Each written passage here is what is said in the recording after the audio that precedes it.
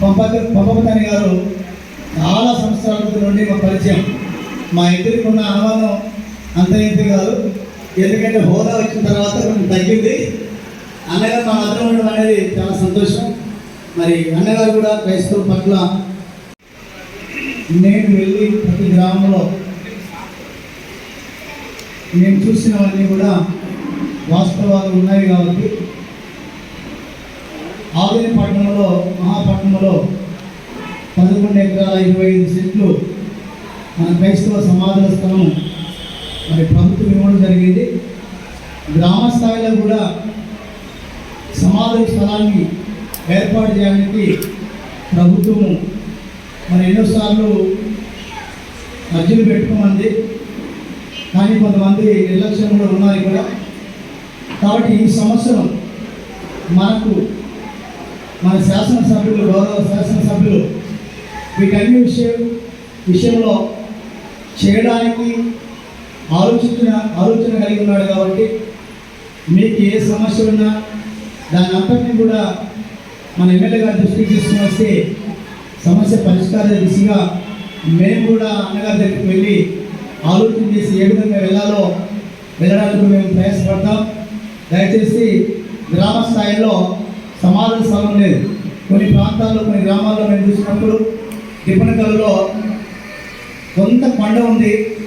ఆ కొండ మీద నేను కొన్ని ఏళ్ళు చూసుకున్నాను. అదే స్థలంలో కొన్ని వేల మంది ఇప్పుడు జనాభా అయింది కాబట్టి, అప్పుడేదో కొద్దిమంది ఉన్నప్పుడేమో ఇప్పుడు వేల మంది ఉన్నారు కాబట్టి ఆ కొండలు ఇప్పటికీ గుంతుకు తవ్వడానికి ఇబ్బంది ఉంది. కాబట్టి అలాంటి స్థలంలో సమాధాన స్థలం ఎంతో అవసరం అని చెప్పి నేను చూసినప్పుడు టిప్పనకల సంఘం వాళ్ళు కూడా వచ్చారు. వారి యొక్క మరి అర్జీలు కూడా ఇవ్వడం జరిగింది. అలాగే చిన్నారవరం గ్రామంలో కూడా నేను వెళ్ళాను కొన్ని సమాధులకు. అక్కడ కూడా ఒక్క దగ్గర 3 రోజులకు ఒకసారి లేక 4 రోజులకు ఒకసారి సమాధి పెట్టి పరిస్థితి పచ్చిగా ఉన్న శవాలను కూడా బయట పాల్సిన పరిస్థితి ఉంటుంది. కాబట్టి అక్కడ కూడా సమాధి స్థలం ఏర్పాటు చేయడంలో గౌరవ ఎమ్మెల్యే గారు మరి సుముఖత చూపాలని నేను ఆశిస్తున్నాను. మరి ఇంకా కొంతమంది గ్రామాలు, మదిరి గ్రామంలో కూడా నేను వెళ్ళాల్సి సెక్రటరీ చదివిన పుస్తకం మిగతా నేను చెప్తాను.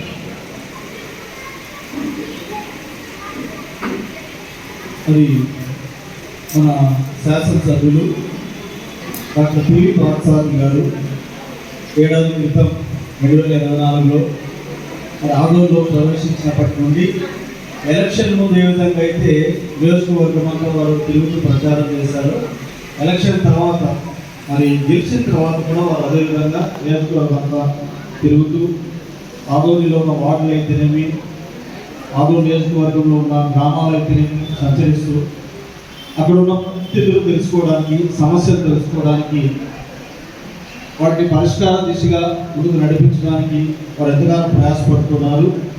అంత మాత్రమే కాదు, మరి ఆదోనిలో మంచినీటి సమస్య చాలా ఉంది. ప్రతి సంవత్సరము వేసవికాలం వచ్చిందంటే మరి 3 రోజులకు ఒకసారి పడే నీళ్ళు వచ్చే నీళ్లు 4 రోజులకు, 5 రోజులకు, 6 రోజులకు, 7 రోజులకు ఆ విధంగా అవుతుంటాయి. అటువంటిది చొరవ తీసుకొని మరి 3 రోజులకు ఒకసారి నీళ్ళు వచ్చే విధంగా వారు ప్రయత్నాలు చేసి సఫలం కావడం అది ఎంతో హర్షించదగిన విషయం. అంత మాత్రమే కాదు, చేయడానికి వారు ప్రయత్నిస్తున్నారు. వారి ప్రతి ప్రయత్నాన్ని దీవించాలని ముఖ్యమంత్రి గారు మరి వారికి కావాల్సిన నిధులు మంజూరు చేయాలని నేను కాంక్షిస్తున్నాము. వారి కోసం మేము ప్రార్థన చేస్తున్నాము. ఆదోని క్రైస్తవ సమాజం తరఫున మరి 2005లో అప్పటి కూటమి ప్రభుత్వం సహకారంతో మాకు లక్ష్మణగిరిలో క్రిస్టియన్ బరేల్ గ్రౌండ్ మంజూరు చేయడం జరిగింది.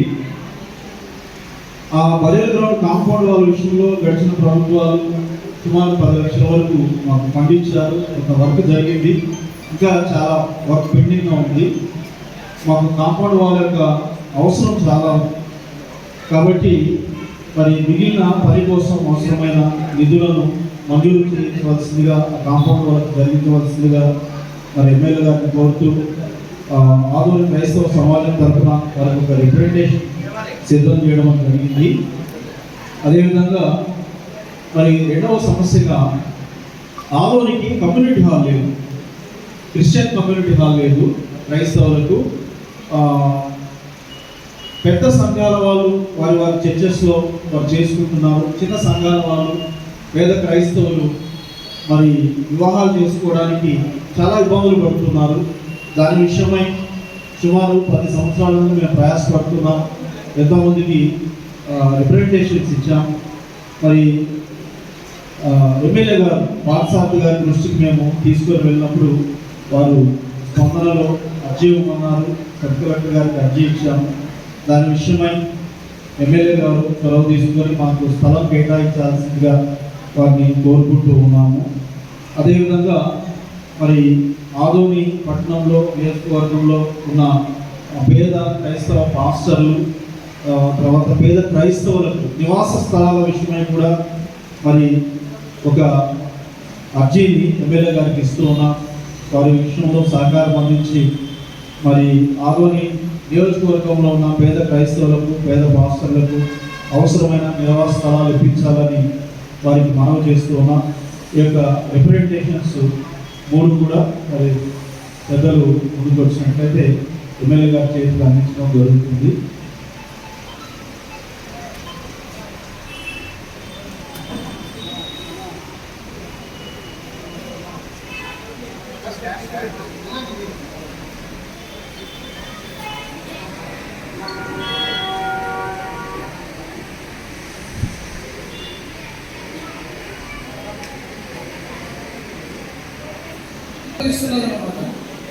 మరి అంటే వద్దంటున్నారు సార్, కూడుకోవద్దని అంటున్నారు.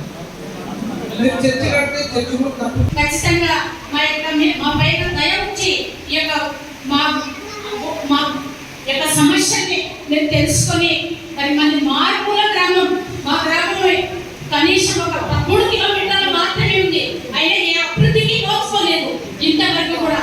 దయచేసి మీరు మా మీద దయ ఉంచి ఆ యొక్క సమాధులతో కమ్యూనిటీ హాల్ వాటిని విన్నపించాలని నేను కోరుకుంటూ ముగిస్తున్నా. నా పేరు సుజ్ఞానమ్మ, నేను ప్రజాసేవ చేస్తున్నా. అదేవిధంగా ఈరోజు ఇక్కడ ఎన్ని రాస్తున్నాను ఆదోని పట్టణంలో చాలా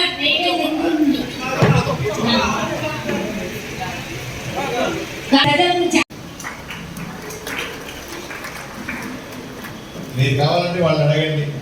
నేను ఆ రోజు ఎలా ఉన్నానో ఈ రోజు కూడా అలాగే ఉన్నాను. ఆ రోజు నేను ఎమ్మెల్యే అభ్యర్థి మాత్రమే, నేను గెలుస్తానని కూడా తెలియదు. ఆ రోజు వీళ్ళందరికీ మాట ఇచ్చినాను. అన్నా మీరు ఇన్ని కష్టాలు చెప్తా ఉన్నారు, ఇన్ని బాధలు చెప్తా ఉన్నారు. నేను ఎమ్మెల్యేగా గెలిచినా గెలవకపోయినా ఆదోనిలోనే ఉంటా. ఎమ్మెల్యేగా గెలిచినా గెలవకపోయినా తప్పనిసరిగా క్రైస్తవులకు కలిగినటువంటి ఇబ్బందుల్ని వాళ్ళ వైపు నుంచి సమస్యల కోసం పోట్లాడతా, తప్పనిసరిగా తీర్చడానికి ప్రయత్నం చేస్తానని ఆనందరాజు గారికి లేదా మిగతా అందరికీ కూడా నేను ఆ రోజు మాట ఇచ్చిన. ఆ మాట ప్రకారంగా ఎవరు ఎక్కడికి పిలిచినా పోతా ఉన్నారు. వీలైనన్ని ఎక్కువ ఇళ్లకు పోతా ఉన్నాను, చూస్తూ ఉన్నాను. వాళ్ళ కష్ట సుఖాల్లో నేను కూడా పాల్పంచుకుంటా ఉన్నాను. కొన్ని సమస్యలు వెంటనే తీర్చగలుగుతాం, కొన్ని సమస్యలని వెంటనే తీర్చలేకపోతాను కూడా. కానీ నా మనసులో ఎప్పుడూ అలాగే ఉంటుంది. ఈ రోజు కాదు, నేను ఉంటానని ఈ సందర్భంగా నేను మాట ఇస్తాను. ఎందుకంటే సంవత్సరం పట్టింది నాకు ఆ రాక్షస పాలనలో నుంచి, ఆ దుర్మార్గుడు పాలనలో నుంచి ప్రజలని శాంతియుతంగా ఉంచడానికి, ప్రశాంతంగా నిద్రపోవడానికి. చాలా మంది అడుగుతారు, ఏం సాధించావు, సంవత్సరం అయింది ఎమ్మెల్యే అంటే. ఊరిని ప్రశాంతంగా పెట్టారండి, ఇంతకు నుంచి ఏం సాధిస్తాను అని చెప్తాను చాలా మందికి. ఈరోజు అందరూ కళ్ళ ముందు కంటి నిండా నిద్రపోతా ఉన్నారు. వాళ్ళ పని లేదు వాళ్ళు చేసుకుంటా ఉన్నారు. రౌడీలు గూండాలు లేకుండా ఉన్నారు, కబ్జాలు లేకుండా ఉన్నాయి. ప్రశాంతంగా ఎవరి బతుకు వాడు బతుకుతా ఉన్నారు. ఇంకా మిగతా పనులు చూడాల్సింది. మీరు ఈ మధ్యనే చూశారు, అసెంబ్లీలో నేను ఆదోని వైపు నుంచి ఇక్కడ ఉన్న కష్టాలు, ఇప్పుడు అక్క చెప్పింది కష్టాలు, మంచినీళ్ళు లేవు అన్న కష్టాలు కానీ, రోడ్లు లేవు అన్న కష్టాలు కానీ, ఇంకోటి సమస్యలు కానీ, ఆదోనిలో పుట్టి పెరిగిన వాళ్ళకు కూడా అన్ని సమస్యలు తెలియదు. నేను అన్ని సమస్యలు తెలుసుకున్నా ఈ ఊళ్ళో. నేను ఆదోనిలో ఉంటే రోజు ఎక్కడో చోట తిరుగుతూ ఉంటాను. ఏదో ఈ కారణంతో తన కుటుంబ సమస్యలు కానీ, వ్యక్తిగత సమస్యలు కానీ, సామాజిక సమస్యలు కానీ ఎప్పటికప్పుడు కూడా వాళ్ళకు చెప్పి కొంత ఉపశమనం పొందేటువంటి ఒక సంస్కృతి ఉంది అక్కడ. కొంతమంది బాక్సుల దగ్గర చెప్తారు, కొంతమంది పర్సనల్గా చెప్తారు, కొంతమంది దగ్గరికి వెళ్ళి సమస్యలు విన్నవించుకుంటా ఉంటారు. కాబట్టి పాస్టర్లకి కొంత సామాజిక బాధ్యత కూడా ఉంది.